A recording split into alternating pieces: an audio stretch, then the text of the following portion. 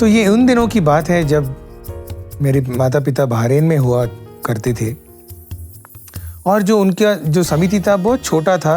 बस एक 10-15 परिवार मिलके भजन करते थे और जो वहाँ के जो कन्वीनर थे वो बहुत स्ट्रिक्ट थे। उनका ये कहना था कि भजन ये हमारे लिए साधना है, मतलब ये टाइम पास नहीं है जो मतलब जैसे आके बैठ बैठ के गाना, ऐसा नहीं है। एक अनुशासन होना चाहिए, एक डिसिप्लिन होना चाहिए। तो उसके लिए वो कहते थे कि जो छोटे बच्चे जो जो भी रहेंगे उनको भजन में बैठना अलाउड नहीं है, वो जाके अंदर के रूम में बैठ जाएं, क्योंकि भजन के बीच में कोई सडनली कोई बच्चा उठेगा, इधर उधर भाग दौड़ करेगा, चिल्लाएगा, रोएगा, सोएगा। ये सब मतलब साधना में ऐसा नहीं होना चाहिए। सो जितने छोटे बच्चे थे किसी को भी अलाउड नहीं था वहाँ पे बैठना, लेकिन एक बच्चा था जिसको अलाउड था और वो था मैं। क्योंकि मुझे भजन से इतना ज़्यादा प्रेम था, तो मैं बस मतलब एकदम मगन होकर मैं वहाँ पे बैठता था और पूरे लगन से मैं गाता था और तबला देखता था और हारमोनियम कौन बजा रहा है और तबला कैसा बज रहा है, मैं पूरा उसको देखता था। और तब से मुझे लोग बोलते थे कि अरे तू कितना भाग्यशाली बच्चा है, तुझे भजन इतने पसंद है वगैरह वगैरह। मुझे उस टाइम से ये एक मेरे मन में एक ये गर्व था मेरा कि मैं बहुत ज़्यादा डिसिप्लिन्ड बच्चा हूँ करके। ये मैं क्यों बोल रहा हूँ, क्योंकि जो पहला जो स्वामी के साथ मेरा सिलसिला कैसा हुआ वो इससे ताल्लुक़ रखता है। 1985 या 86 की बात है। ये ऑलमोस्ट मेरा पहला जो मेरे मन में जो पहला दर्शन है, हम उसके लिए आए थे। और जब से मैं छोटा था मेरी माँ मुझे एक ही बात कहती थी कि तुम्हारे लिए तुम्हारा हीरो एक ही है, तुम्हारी जिंदगी का हीरो, और वो है भगवान। स्वामी ही तुम्हारे हीरो हैं। तुमको बस और किसी को कुछ नहीं देखना है, बस उनको ही, वो कैसे करते हैं तुमको वैसे ही करना है। तो मैंने वो मेरे मन में बहुत मतलब ठान सी ली थी कि बस मुझे भगवान जैसा बनना है। मतलब भगवान जैसा मतलब जो उनकी आध्यात्मिक वो वाली नहीं, बस उनका चलना मुझे भी वैसे ही चलना है, मुझे भी मेरे हाथ ऐसे ही करने हैं। ये सब मैं करता था जब मैं छोटा था। तो 1985 की बात है, 5-6 साल का था मैं। हम लोग दर्शन के लिए गए थे और हम सब जानते हैं कि जब हम दर्शन के लिए जाते थे तो सबसे बड़ी जो आशा थी, जो आकांक्षा थी हमारी, वो थी टोकन नंबर 1 की। क्योंकि स्वामी का दर्शन तो कहीं से भी हुआ करता था, लेकिन वो नज़दीक वाला दर्शन जहाँ स्पर्शन मिलेगा, जहाँ मे बी समटाइम्स कभी कभी संभाषण भी मिल सकता है, और इतनी नज़दीक का जो दर्शन मिलता था, उसके लिए तो टोकन नंबर 1 तो चाहिए ही था। और हम लोग जितने दिन यहाँ पे थे, 10-12 दिन हम लोग यहाँ पे थे, रोज़ हमको 11, 19, 21 वाली ऐसी सब टोकन मिलती थी। तो दूर से दर्शन हुआ करता था और हमारे लिए हमारा स्वामी का दर्शन लेने से ज़्यादा इम्पोर्टेंट था स्वामी को हमारा दर्शन होना चाहिए। मतलब जो आँख से आँख जो मिलती है भगवान की, वो चाहिए थी। तो बहुत प्रार्थना करते थे और जो मतलब अभी कल निकलने वाले हैं, तो आज सुबह की जो दर्शन था उसमें हम लोगों को फाइनली टोकन नंबर 1 मिला। और मेरे लिए तो वो सबसे बड़ा दिन था, क्योंकि अभी पहली बार मैं जाके पहली लाइन में बैठूंगा, सब स्वामी आएंगे, तो मेरा जो हीरो था, जो मेरी माँ ने कहा था, वो मेरे सामने खड़ा होगा, राइट। मैं उनके पैर छूंगा वगैरह। ये सब मेरे मन में पूरा सपना और मेरी सब आशाएं थी। और मैं जाके बैठा, ऐसी जगह बैठा जहाँ पता था कि स्वामी बिल्कुल वहाँ पे आएंगे ही आएंगे। बैठ गया पहली लाइन में। अभी मुझे ये नहीं पता था कि उन दिनों में जब स्वामी के दर्शन के लिए पहले लाइन में बच्चों को बैठना अलाउड नहीं था। क्योंकि क्या हुआ करता था, जब स्वामी आते थे दर्शन के लिए, तो ये छोटे छोटे बच्चे भागने लगते थे। सो जस्ट इमेजिन, स्वामी का दर्शन चल रहा है और बच्चे यहाँ वहाँ भाग रहे हैं। तो इसकी वजह से बच्चों को दूसरे या तीसरे लाइन में बैठाते थे। अभी मुझे तो पहली लाइन में बैठना था। तो सेवादल आके मुझे बोले, साईं राम चलो उठो यहाँ से। तो मैं उनको बोलने लगा, यार मैं वैसा वाला बच्चा नहीं हूँ, मैं भागूंगा कुछ नहीं, मैं यहीं पे बैठूंगा, शांत से बैठूंगा। तो मैं वहाँ से सब लोगों के साथ मैं वहाँ पे आर्ग्यू करने लगा। मैं बोला नहीं, मैं तो यहीं पे बैठूंगा। और जैसे मतलब जब मैं ज़्यादा बोलने लगा, मुझे वहाँ से उठाया गया और फिजिकली जो सबसे दूर, एक उन दिनों में वो आर्चेस हुआ करती थी। आपने जो वीडियोस 1990s इवन 95 के पहले जो वीडियोस आपने देखे होंगे, तो कुलवंत हॉल तब नहीं हुआ करता था, पूरा ओपन हुआ करता था। और जो मंदिर ग्राउंड के एकदम पीछे आर्चेस हुआ करते थे, और जो सबसे दूर वाला जो आर्च था, उसमें सबसे शैतान वाले बच्चे को बिठाया करते थे।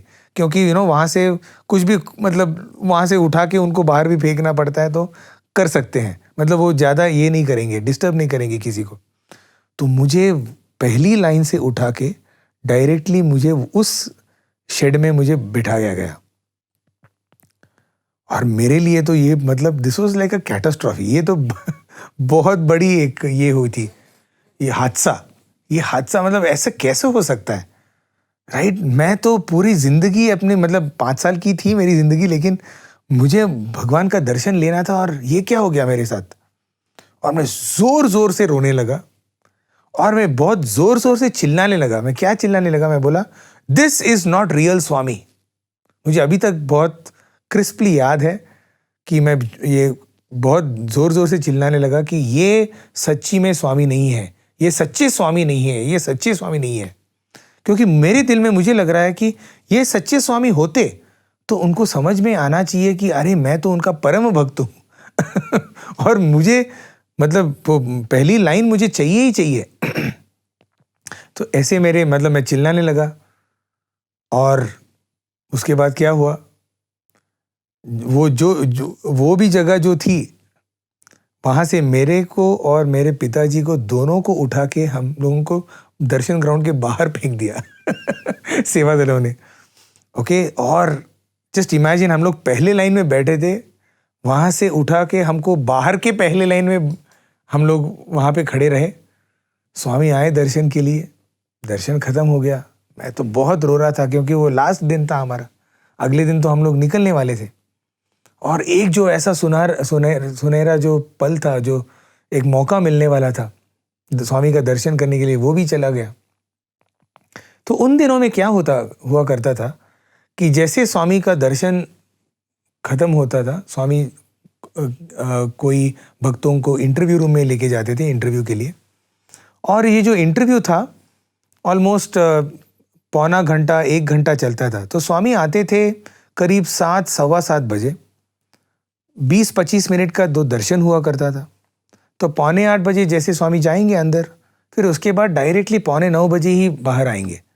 और 8:45 मतलब 9 बजे भजन चालू होता है, तो 15 मिनट थोड़ा सा इधर उधर होके फिर स्वामी भजन के लिए जाते थे। तो ये यूजुअली जो मॉर्निंग का स्केड्यूल था वो ऐसा था।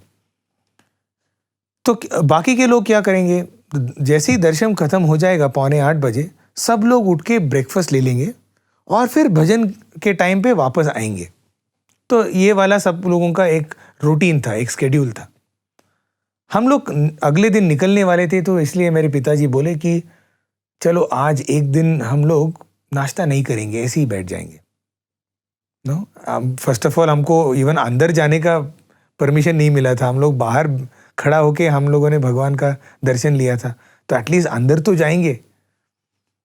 तो जैसे ही दर्शन खत्म हुआ, सब लोग उठ के ब्रेकफास्ट के लिए चले, नाश्ते के लिए चले गए, और हम लोग अंदर आके बैठ गए। 10-12 लोग होंगे, क्योंकि सब लोग तो चले गए, भगवान भी अंदर बैठे हैं इंटरव्यू। उस दिन जो स्वामी का जो इंटरव्यू था, आधे घंटे में खत्म हो गया। 8:15 बजे स्वामी बाहर।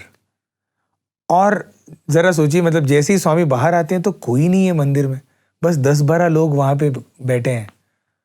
और जैसे ही स्वामी इंटरव्यू रूम के बाहर आते हैं, उनके दरवाजे से एकदम मेरी ओर देखते हैं, मैं जहाँ पे बैठा हूँ मेरी ओर देखते हैं, और वहाँ से स्ट्रेट आना चालू करते हैं वो, और बिल्कुल सीधे, किधर इधर उधर नहीं देखते हुए, बस एकदम मेरे को देखते हुए डायरेक्टली मेरे पास आते हैं। और कोई नहीं है, सेवा दल भी नहीं है वहाँ पे, लाइंस का तो कॉन्सेप्ट ही नहीं है, क्योंकि बस 10-12 लोग हैं हम लोग वहाँ पे।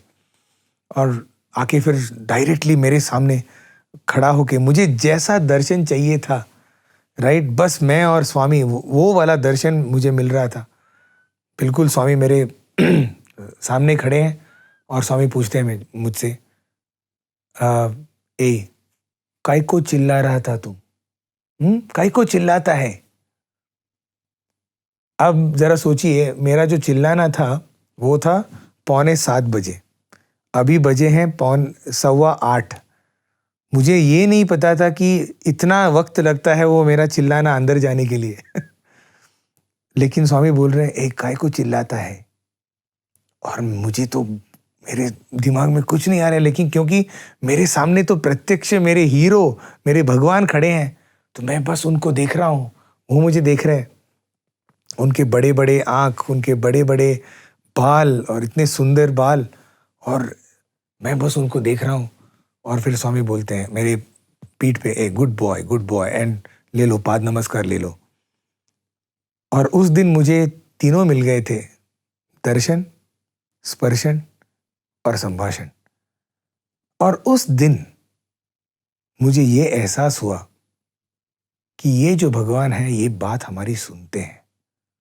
हमारे दिल में से जो भी प्रार्थना आती है, ये बिल्कुल उन तक पहुंचती है। और जब वो चाहते हैं तो पूरा उनका सब बदल के, जब उनके नियम तोड़ वोड़ के, वो बिल्कुल हमारे पास आ सकते हैं। और उस दिन इस हीरो ने, जो मेरे भगवान हैं, उन्होंने मेरे दिल में प्रवेश किया। उन्होंने मेरे दिल में वो जो एंट्री मारी है, वो ऐसी वाली मारी है कि बस आज तक वहीं पे बैठे हुए। और मैं यही प्रार्थना करता हूँ कि मेरे पूरे जिंदगी में और जितने मेरे जन्म होंगे, बस मेरे दिल में यूं ही बैठे रहे।